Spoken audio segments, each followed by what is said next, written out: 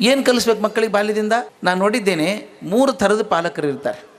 ಹಾಗೆ ನೋಡಿದರೆ ಎಷ್ಟು ಜನ ಪಾಲಕರು ಇದ್ದಾರೋ ಅಷ್ಟು ಥರದ ಪಾಲಕರ ರೀತಿಗಳಿದ್ದಾವೆ. ಸಾಮಾನ್ಯವಾಗಿ 3 ಥರ. ಒಬ್ಬರು ಪೇರೆಂಟ್ಸು ಭಾಳ ಸಲಿಗೆ, ಪ್ರೀತಿ ಅಂದರೆ ಅಸಾಧ್ಯ ಪ್ರೀತಿ ಮಕ್ಕಳ ಮೇಲೆ ಇರಬೇಕಾದ್ದೇ, ಇರಬಾರ್ದು ಅಂತಲ್ಲ. ನೀವೊಂದು ಕೇಳಿ ನೋಡಿ, ನಿಮ್ಮ ತಂದೆ ತಾಯಿ ಮನೇಲಿದ್ದರೆ ಕೇಳಿ ನೋಡಿ, ನಮ್ಮನ್ನೆಲ್ಲ ಹೆಂಗೆ ಬೆಳೆಸಿದ್ರಿ ನೀವು ಅಂತ ಕೇಳಿ ನೋಡಿ. ಏನು ಗೊತ್ತೇ ಆಗಲಿಲ್ಲಪ್ಪ, ಹೆಂಗೋ ಬೆಳೆದುಬಿಟ್ರಿ ನೀವು ಅಂತಾರೆ. ಆದರೆ ಈಗ young parents are finding it lot difficult to bring up the children.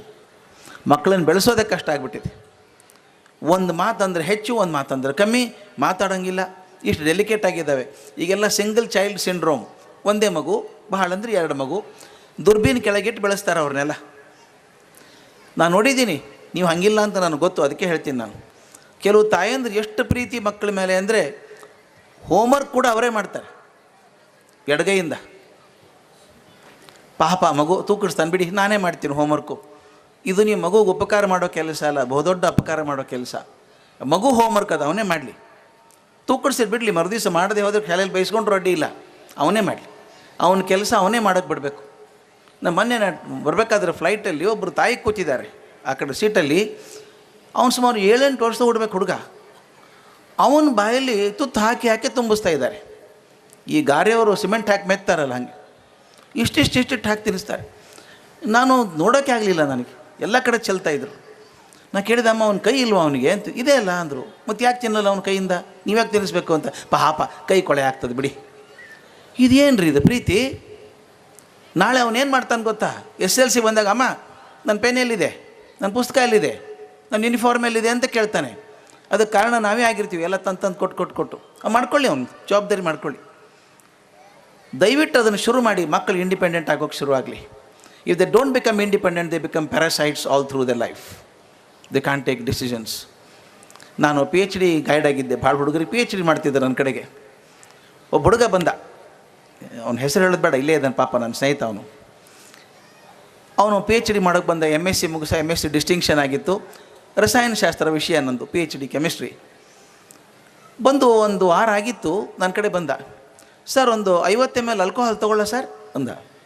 ಯಾಕೋ ಅಂತ ಕೇಳಿದೆ. ಪ್ರಾಕ್ಟಿಕಲಿಗೆ ಅಂದ. ತಗೋ ಅಂದೆ. ಕುದಿಸ್ಲ ಸರ್ ಅಂದ. ಕುದಿಸು ಅಂದೆ. ಮತ್ತು ಬಂದ. ಸೋಸ್ಲ ಸರ್ ಅಂದ. ಸೋಸು ಅಂದೆ. 5 ನಿಮಿಷಕ್ಕೊಂಬರೋನು. ನನಗೆ ಯಾಕೋ ಸರಿ ಇಲ್ಲ ಇದು ಅನ್ನಿಸ್ತು. ಬಾಯಿಲಿ ಏನು ಕರೆದೆ, MSc ಆಗಿತ್ತಾನೆ ನೀನು ಅಂದೆ. ಆಗಿದ್ದೀನಿ. ಇಂಗ್ಲೀಷ್ ಬರ್ತದೆ. ಒಂದು ನಾನು ಯಾಕೆ ಕೇಳ್ತಿ, ಪ್ರೊಸೀಜರ್ ಬರ್ಕೊಟ್ಟಿದೆಯಲ್ಲ, ಮಾಡ್ಬೋದು, ನೋಡ್ಕೊಂಡು ಮಾಡಲ್ಲ ನೀನು ಅಂದೆ. ಇಲ್ಲ ಸುಮ್ಮನೆ ಕೇಳಿದೆ ಸರ್ ಅಂದ. ಏನೋ ತಮಾಷೆ ಅನ್ನಿಸ್ತು ನನಗೆ. ಮತ್ತೊಂದು 5-6 ದಿವಸ ಆದಮೇಲೆ ಬಂದ. ಸರ್ ನಾನು ಸ್ವಲ್ಪ ಬೇಗ ಮನೆಗೆ ಹೋಗಲ ಸರ್, 3 ಗಂಟೆಗೆ ಇವತ್ತು ಅಂದ. ಹೋಗಪ್ಪ, ಇದೇನು ಸ್ಕೂಲ ಇದು, PhD ಪ್ರೋಗ್ರಾಮು, ಹೋಗ್ತಿದ್ರು, ಹೋಗು. ಏನು ತೊಂದರೆ ಇದೆಯೇನೋ ಅಂತ ಕೇಳಿದೆ. ತೊಂದರೆ ಏನಿಲ್ಲ ಸರ್, ಅಮ್ಮ ಮನೆಯಲ್ಲಿದ್ದಾರಲ್ಲ ಸರ್, ನಮ್ಮ ಮನೆಗೆ ಹೋಗ್ಬೇಕು ಸರ್. ಅಮ್ಮ ಮನೇಲಿದ್ದು ನೀ ಯಾಕೆ ಹೋಗಬೇಕು ಅಂದೆ. ಶರ್ಟ್ ತೊಗೋಬೇಕಾಗಿದೆ ಸರ್ ನನಗೆ, ಅಮ್ಮನ ಸೆಲೆಕ್ಟ್ ಮಾಡಬೇಕಲ್ವ ಸರ್, ನನಗೆ ಗೊತ್ತಾಗಲ್ಲ ಸರ್ ಅಂದ. ನಿನಗೇನು ಗೊತ್ತಾಗಲ್ವೋ ಅಂತ ಕೇಳಿದೆ. ಅದು ಕಲರ್ ಅಷ್ಟು ಗೊತ್ತಾಗಲ್ಲ ಅಂದ. ಎಲ್ಲ ಚಂಡಲ್ಲ, ಕೆಮಿಸ್ಟ್ರಿ PhD ಮಾಡೋಕ್ಕೆ ಬಂದಿದ್ದೀನಿ, ಕಲರ್ ಗೊತ್ತಾಗಲ್ಲ ಅಂದರೆ PhD ಏನು ಮಾಡ್ತಂತಲ್ಲ ಇವನು. ಹಾಗಲ್ಲ ಸರ್, ಇಷ್ಟಿದ್ದಾಗಿನಿಂದ ಅಮ್ಮನೇ ಸೆಲೆಕ್ಟ್ ಮಾಡ್ಬೇಕು ಸರ್ ಶರ್ಟ್. ನನಗೆ 26 ವರ್ಷ, ಇವನಿಗೆ ಒಂದು ಶರ್ಟ್ ಸೆಲೆಕ್ಟ್ ಮಾಡೋಕ್ಕೆ ಬರಲ್ಲ, PhD ಮಾಡ್ತಿದ್ದಾರೆ. ಅಂತೂ PhD ಮುಗಿಸಿದ ಅವನು. ನನಗೆ ಅವ್ರ ಮನೆ ನೋಡಬೇಕಾಗಿತ್ತು ಹೆಂಗಿರ್ತದೆ ಅಂತ, ಹೆಂಗೆ ಬೆಳೆಸಿದ್ದಾರೆ ಇವನ್ನ ಅಂತ. ದೀಪಾವಳಿ ಬಂತು, ಅವ್ರ ಮನೆಗೆ ಹೋದೆ. ಬಾಗಿಲು ಹಾಕಿದರೆ ಬೆಲ್ ಬಾರಿಸ್ಬೋದು, ತೆಗೆದಿದ್ದರೆ ಕಾಣಿಸುತ್ತೆ. ಇದು 3/4 ಭಾಗ ಮುಚ್ಚಿತ್ತು. ಬೆಲ್ ಬಾರಿಸ್ಲೋ ಬೇಡ ಅನ್ನೋತಿ ಒಳಗಿನ ಜೋರು ಧ್ವನಿ ಬಂತು. ಜೋರು ಧ್ವನಿ, ಎಸ್ ಕಮೆನ್ ಅಂತ. ಒಳಗೆ ಹೋದೆ. ಒಳಗೆ ಕಾಲಿಟ್ಟ ತಕ್ಷಣ ಆ ಹುಡುಗನ ತಂದೆ ಕೂತಿದ್ರು, ಆ 3 ಸೀಟರ್ ಸೋಫಾದಲ್ಲಿ ಪೂರ್ತಿ ಕೂತಿದ್ರು ಅವರು. ನಾನು ನೋಡಿ, ಒಳಗೆ ಬನ್ನಿ.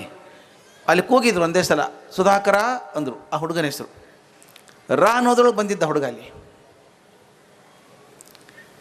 ನಮಸ್ಕಾರ ಸರ್, ಭಾಳ ಸಂತೋಷ ಆಯ್ತು ಸರ್, ಬಂದು ಕೂತ್ಕೊಳ್ಳಿ ಸರ್ ಅಂತ ಒಂದು ಕುರ್ಚಿ ತೋರಿಸ್ದೆ. ಅಲ್ಲೇ ಕೊಡ್ಬೇಕು, ನಾ ಬೇರೆ ಕಡೆ ಕೊಡೋಕ್ಕಾಗಲ್ಲ. ಒಂದು ಹೆಜ್ಜೆ ಇಟ್ಟೆ. ಮತ್ತು ಅವ್ರು ಕೂತ್ಕೊಂಡ್ರು. ಕೂತವರು ಕೀರ್ತಿ ಅಂದರು. ಇದ್ಯಾವ ಕೀರ್ತಿ ಇದು? ಅವನ ತಂಗಿ. ಅದೇ ಡೈಲಾಗೆ, ನಮಸ್ಕಾರ ಸರ್, ಮನೆಗೆ ಬಂದದ್ದು ಭಾಳ ಸಂತೋಷ ಸರ್, ಕೂತ್ಕೊಳ್ಳಿ ಸರ್ ಅಂದ್ಲು. ಮತ್ತೊಂದು ಹೆಜ್ಜೆ ಇಟ್ಟೆ. ಮತ್ತೆ ಕೂಗಿದ್ರು. ಜಾನಕಿ ಅಂದರು. ಇದ್ಯಾರು ಜಾನಕಿ? ಸುಧಾಕರನ್ ತಾಯಿ, ಅವ್ರ ಹೆಂಡತಿ. ಅವರು ಬಂದರು ಪಾಪ, ಹಂಗೆ ಸೇಮ್ ಡೈಲಾಗ್, ನಮಸ್ಕಾರ ಸರ್, ಮನೆಗೆ ಬಂದದ್ದು ಭಾಳ ಸಂತೋಷ ಸರ್, ಕೂತ್ಕೊಳ್ಳಿ ಸರ್ ಅಂದರು. ಇನ್ನೇನು ಕುರ್ಚಿಯಲ್ಲಿ ಕೂತ್ಕೊಳ್ಳೋ ಹೊತ್ತಿಗೆ ಮತ್ತೆ ಕೂಗಿದ್ರು ಅವ್ರು. ಜಾನಕಿ ಅಂದರು. ಎಲ್ಲ ಇವನು 2ನೇ ಜಾನಕಿ. ಒಬ್ಬರು ಜಾನಕಿ ಬಂದಿದ್ದಾರಲ್ಲ. 2ನೇ ಸಲ ಜಾನಕಿ ಅಂದಾಗ ಅವ್ರು ಒಳಗೆ ಹೋದರು. ಅಂದ್ರೆ ರಿಹರ್ಸಲ್ ಎಷ್ಟು ಪಕ್ಕ ಆಗಿತ್ತು ಅಂದರೆ, ಮೊದಲನೇ ಸಲ ಜಾನಕಿ ಅಂದಾಗ ಬರಬೇಕು, ಎರಡನೇ ಸಲ ಒಳಗೆ ಹೋಗ್ಬೇಕು. ಎಲ್ಲರೂ ಹಿಂಗೆ ಮುಷ್ಟಿಯಲ್ಲಿ ಹಿಡಿದು ಬಿಟ್ಟಿದ್ದಾರೆ ಬಿಗಿಯಾಗಿ ಅವರು. ಅದಕ್ಕೆ ಗೊತ್ತಾಯ್ತದೆ ಸುಧಾಕರ ಯಾಕೆ ಹಿಂಗಿದ್ದಾನೆ ಅಂತ. ಅವನ ಅಪ್ಪನ ಪರ್ಮಿಷನ್ ಇಲ್ಲದೆ ಏನೂ ಮಾಡೋಕ್ಕೆ ಸಾಧ್ಯ ಇಲ್ಲ. ತೀರಾ ಪ್ರೀತಿಯಾದ್ರು ಮಾಡ್ತೀವಿ, ತೀರಾ ಬಿಗಿಯಾದರೂ ಮಾಡ್ತೀವಿ, ಎರಡೂ ಬೇಡ. ಚೆನ್ನಾಗಿ ಬೆಳೀಲಿ ಮಕ್ಕಳು. ಸಣ್ಣದಿದ್ದಾಗ ಬಹಳ ಪ್ರೆಷರ್ ಹಾಕಬೇಡಿ. 5 ವರ್ಷ ಮಕ್ಕಳಿಗೆ ಬರೀ ಪ್ರೀತಿ ಕೊಡಿ. 5 ವರ್ಷ ಭಾಳ ಮುಖ್ಯ ಮನುಷ್ಯನ ಜೀವನದಲ್ಲಿ. ನಿಮ್ಗೆ ಗೊತ್ತಿಲ್ಲ, ಪುಟ್ಟ ಮಗು ಅಂತೀವಿ ನಾವು. ನಮ್ಮ ಮನುಷ್ಯನ ಬುದ್ಧಿ ಪೂರ್ತಿ ಬೆಳೆಯೋದು, ಬ್ರೈನ್ ಬೆಳೆಯೋದು 5 ವರ್ಷ. ಚಿಂತನೆ ಎಲ್ಲ ಬಂದುಬಿಡ್ತದೆ 5 ವರ್ಷಕ್ಕೆ. 5 ವರ್ಷದವರೆಗೂ ಮಕ್ಕಳಿಗೆ ಬರೀ ಒಳ್ಳೆಯದನ್ನು ತೋರಿಸಿ, ಶುಭವಾದದ್ದನ್ನು ತೋರಿಸಿ, ಸಂತೋಷವಾಗಿರೋದನ್ನು ತೋರಿಸಿ.